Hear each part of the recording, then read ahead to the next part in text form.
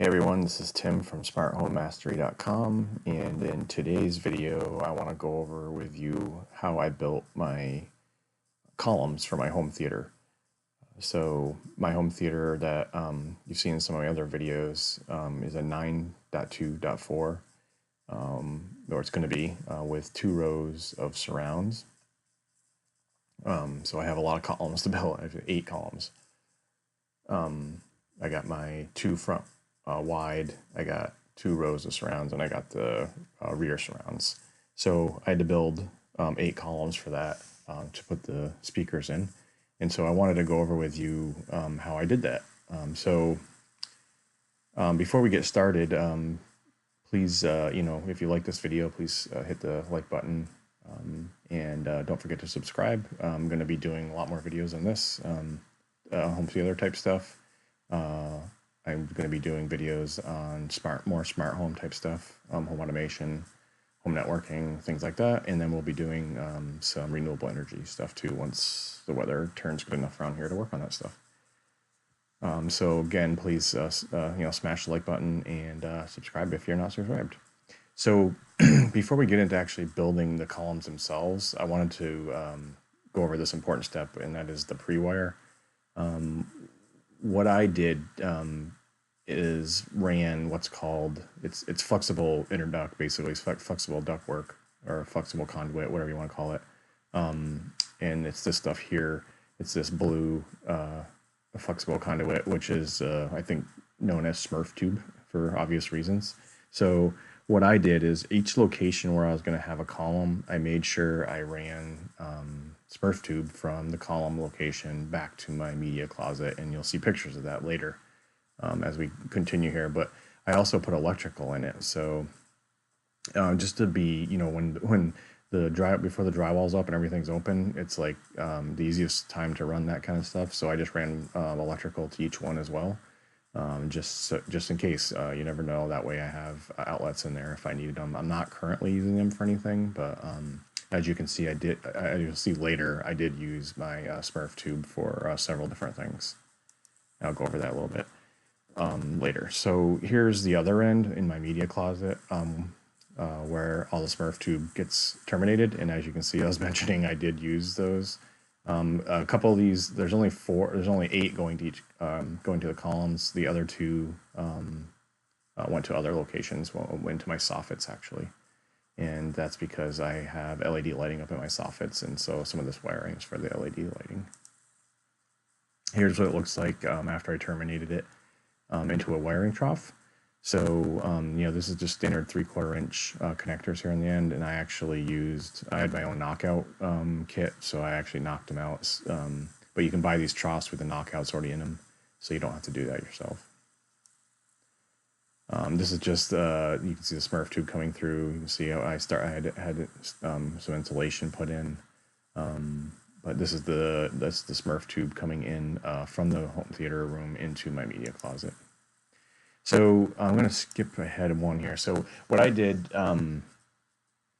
what I usually do with this stuff is I just start sketching stuff out on graph paper, and I wanted to show you, this is my original sketch for my columns. And then actually ended up coming out looking pretty darn close to this. You'll see later, that these are actually multiple pieces. And so I'm going to back up here to this previous picture. So these pieces here are the pieces I built to go. I'll show you. Those are these 2 pieces. So there's 1, 2 for each column. This one attaches to the ceiling, and this one attaches to the cabinet base. And so you can see here is all I did is build these out of poplar. They're just poplar, and then I just put this one horizontal piece on them as a place where I attach them. So this is where I would attach it to the ceiling, and this is where I would attach it to the base cabinet. And then the back part obviously hooks to the wall in both cases. And again, just poplar, nail gun.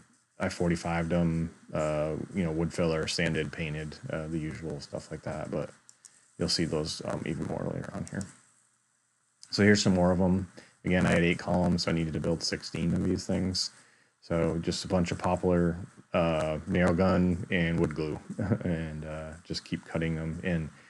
One important thing here is when you're building these is you got to make sure they're big enough. Your column's big enough to hold your speaker, obviously, because that's the whole purpose of it. In my case, I'm using DIY Sound Group Volt 10s, which I highly recommend, and you'll see some pictures of those later. But I'm using those, that's what I'm using for my surrounds here. So I made sure I made the boxes plenty big enough so that when the column was finished, the speaker fit into it with plenty of room. Again, you'll see that later on. So here's the here's where I started attaching them to the ceiling. As I mentioned, I had that horizontal piece across, and that allowed me to locate a stud that was in my. I say the ceiling, it actually attached to the soffit. So I was able to locate the studs in the soffit, and then I pre-drilled through that one horizontal piece you saw, and then used wood screws to screw up into there. I'm sorry, drywall screws. I think I used. You can see here as I had the base down for my cabinets too. This is actually an island that you'll may or may not see in some future pictures, but I put base cabinets all the way around my home theater. This is just another shot of my stage here, and then again, I think I just got this one so you can see. Again, here's these boxes, and I got them painted. The ones that were attached to the ceiling are already attached, and then these were the ones for the base cabinets, which I will show you here in a second. Just another shot of it with my LED lights on and the soffit.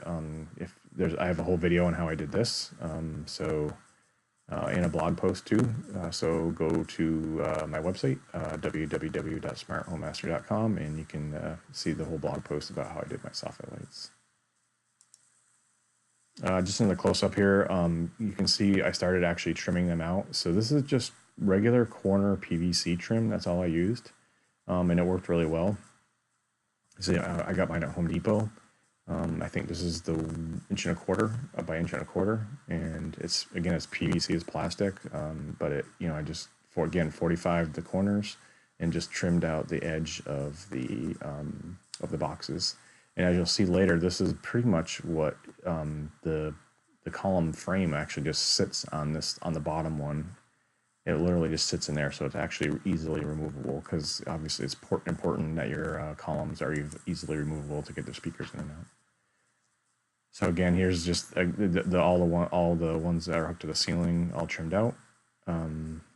Just PVC trim in there. You'll see at the bottom.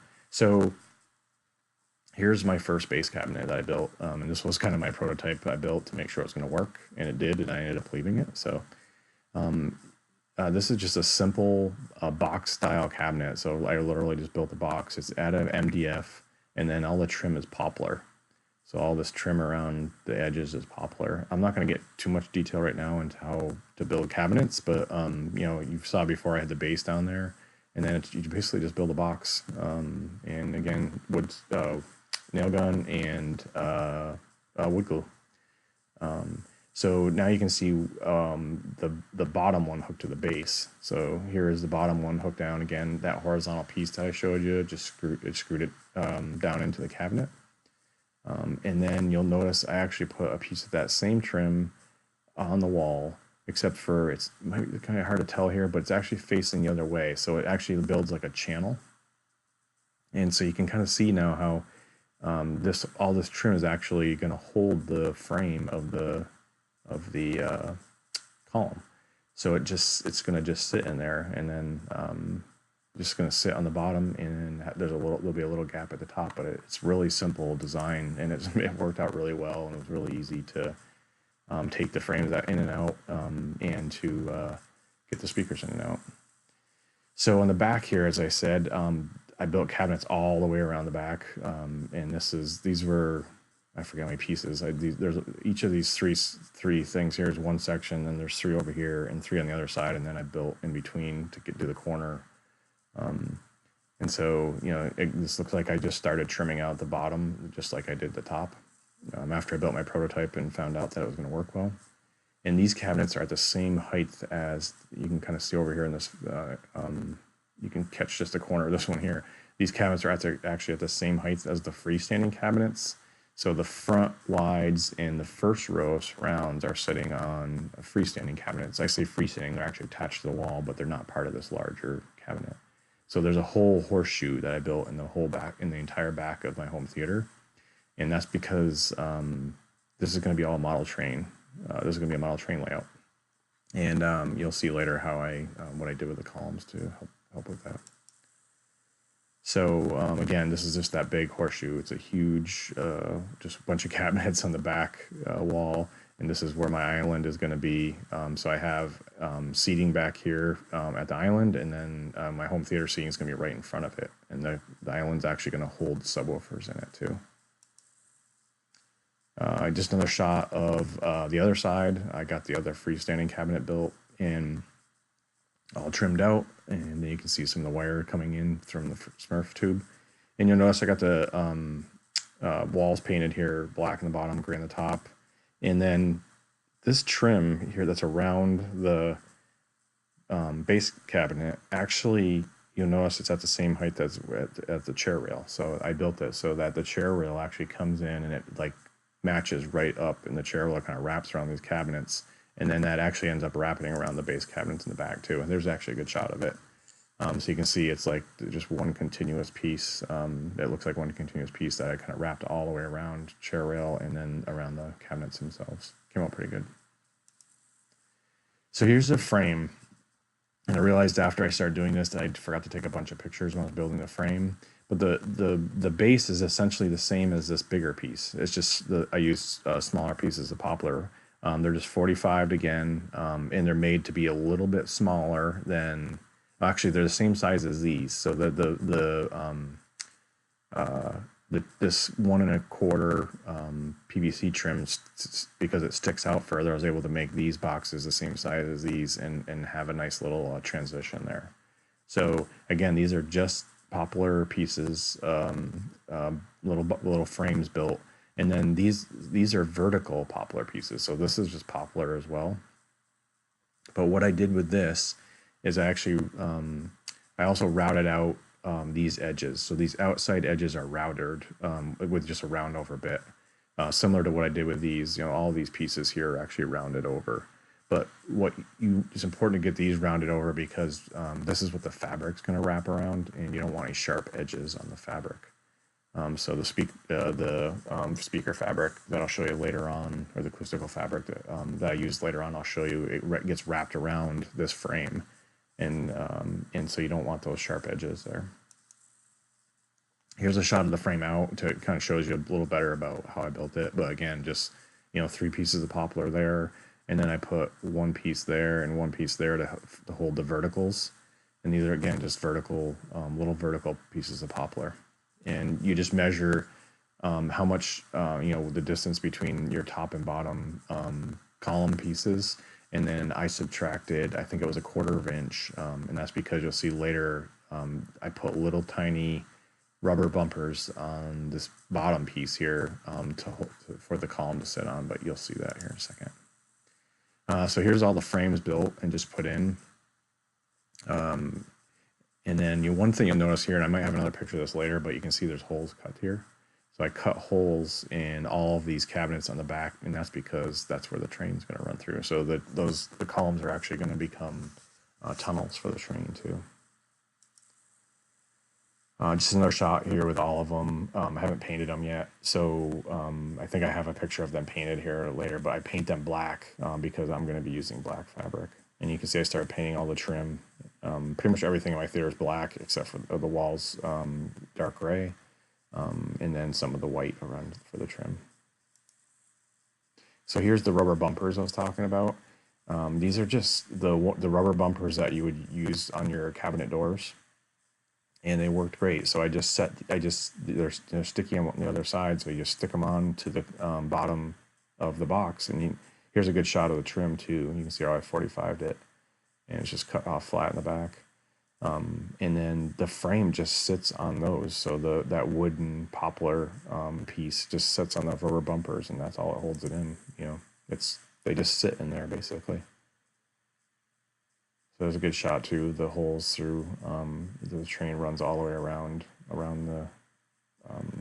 that back base cabinet in there. You can see I was talking about my island that I built.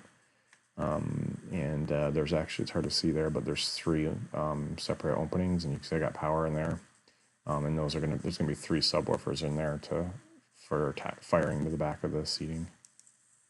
And here's a shot of the train. I started just laying the track out just to make sure it was gonna work. I think I only ended up having, I only did 1 track, not 2. And so this was just testing to make sure. You can see I had all the right corners and stuff that I was actually going to fit. This is actually N scale. HO scale was too big. So for inside the columns to hold the speakers, because obviously that's the whole purpose of them, I actually had plywood, or I'm sorry, OSB that I had installed on my walls before I put the drywall on. So I didn't really have to worry about hitting a stud too much. The OSB was plenty strong to hold the speakers, but I just basically installed simple shelf brackets. You know, again, these I got them at Home Depot. These are just the basic shelf brackets that you get from Home Depot. And then what's nice about that is you're able to adjust, you know, how your speaker heights. So those, you know, the rear speakers actually end up being higher, and then the surrounds, you want the surrounds at ear level. This is one I stuck in here because this is just the picture of all the wires that ran back from each column. Remember I told you the Smurf tube that I ran into that trough, and then it comes into this Leviton box. And this is all a bunch of low voltage wiring here for all of my blinds. And I have another video on that too, how I built my own automated blinds and how I control them with my home theater scenes. So check that one out I'll put the link in the bottom too in the description. So here's a shot inside the columns to show you what it looked like when I had it, went the drywall up and the plates up. So I told you I put an outlet in, there's the outlet. And then I just used these blank plates, the Smurf tubes like right up inside there. And I just used this blank to actually feed the wire into those terminal blocks. And that is for all of my automated blinds. So these wires run my automated blinds, and then I think this wire here doesn't do anything. I just ran it as a spare. So I want to talk about covering them. So this is Guilford of Maine fabric, which is very popular in the home theater area. It's good acoustical fabric, meaning it passes through with very low loss the audio frequencies.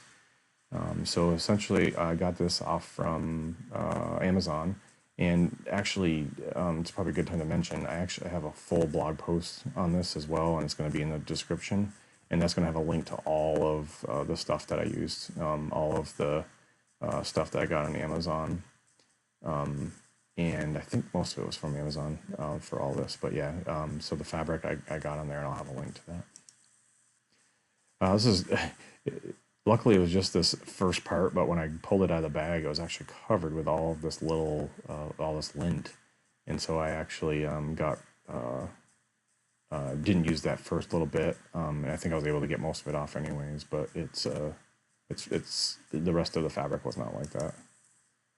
So here's a shot with them covered. So all I did was basically cut the fabric so it was the right width, right? And then it's wrapped around those vertical pieces, you remember, and then wrapped around the back and stapled, and that's it. It was as simple as that. It's okay, there's going to be little gaps here, like on the bottom and the top. You don't have to get it perfect, and you'll see later, or you can see one right there. See, there's a gap there, but you'll see later that how I fixed that. I took care of that. And actually, here's the picture. So that gap was actually covered with, again, this is PVC. It's just PVC flat stock. It's just same place, Home Depot. It's flat. It's not the corner stuff like this. And I just, again, cut little 45s here and just nailed it to the vertical pieces. So it's nailed there and there and there and there. And that worked really well to cover not only cover the gap, but then it matches perfectly with the other PVC trim. So I end up with these boxes that are just sitting, again, this part right here is just sitting on those little rubber bumpers that I installed on there. So they just sit on top. So there's a shot of a finished one, another shot.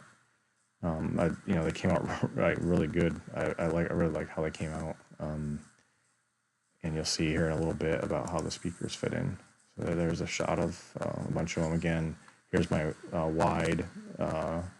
wide speakers, first row of surround, second row of surround, and then the rear surround. Here's a shot with the lights down. Before I got my screen up, I was just using a temporary blanket. There's a shot of the base cabinet, all painted, and you can see the the chair rails all done. The stage, I got videos on the stage and document and posts on the stage too, how I built that, because this is a second floor home theater, so I wasn't able to just do the sand, and so check that video out too if you're interested in that. And then actually for my heating, while I'm right here, it's a heating for my home theater. I just used, it's just a heat pump, so I got AC and heat just from this one little heat pump, and it works perfectly fine for this room.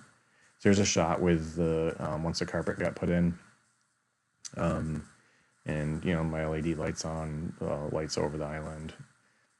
I'll probably do a video on this too. This is the poured concrete I did. That came out pretty good for the countertop on my island. And right now I just have a temporary projector set up. This is pretty much how my room looks like right now. I don't have my seating done yet. I don't have that real projector done yet. But this is going to be 3 subs here. I have 2 large subs behind my screen, along with my LCR speakers. So here's a shot of the first row surround speaker installed, and you can see how like those speaker brackets work. So this one, it just sits down at ear level, because the first row is going to be theater recliners. So you didn't want it way up high, but then the second row will be higher, because that's actually going to be like bar stool heights, and then the rear speakers will be higher, and I got a picture of those here too. Speaker wire, I just ran monoprice 12-2 speaker wire, just ran it through those Smurf tubes and went right into the wiring trough and then into a panel in my media room. So here's the rear speakers. You can see what I was talking about with the brackets again, how I was able to set these up higher, and the speakers just set right on those shelf brackets. That's it. And then you can see here's the finished frames, and you can see how they're acoustically transparent. You can see the light shining through there. They're really easy to take off. You just pull them off, because they just, again, there you can see the rubber bumpers there where it just sits on it. And then there's another shot with them on, so you can't see the speakers at all. Once those are on, you can't even tell the speakers are back there.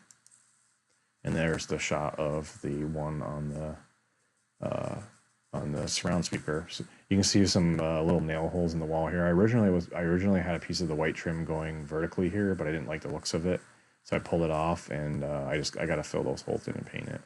But so there was another vertical white piece of trim going up and down there, but I didn't like the way it looked. So I think that may be it. So I think that's it for this one. So this was just a short one to show you how I built my columns, and how how simple they are to remove and put back on. This probably isn't going to be for everyone. A lot of people have this surround and rear surround speakers in their wall. I had the luxury of having enough room to do it this way, and it was just the way I chose to do it. One of the reasons is I actually use these cabinets. Actually, I should have taken some other pictures probably, but I actually use these cabinets. As you can see, I'm kind of a Disney nut, even though I have a Despicable Me poster there. But so I put a lot of my Walt Disney World memorabilia stuff on these shelves, and then we have the model trains. Actually, all of the my kids are really into Legos, so we're using Legos for our scenery for a model train. So the Cinderella Castle is actually the end of the train run. I can show you some more. I might do some more of that in future videos, but that's it for this one. So if this is helpful, please hit the like button, and I'll have all links in the description for all of the for the blogs site and a few of the other blogs and videos I mentioned in here. And again, please subscribe and hit that like button if this helped you. And thanks, and I'll catch you on the next video.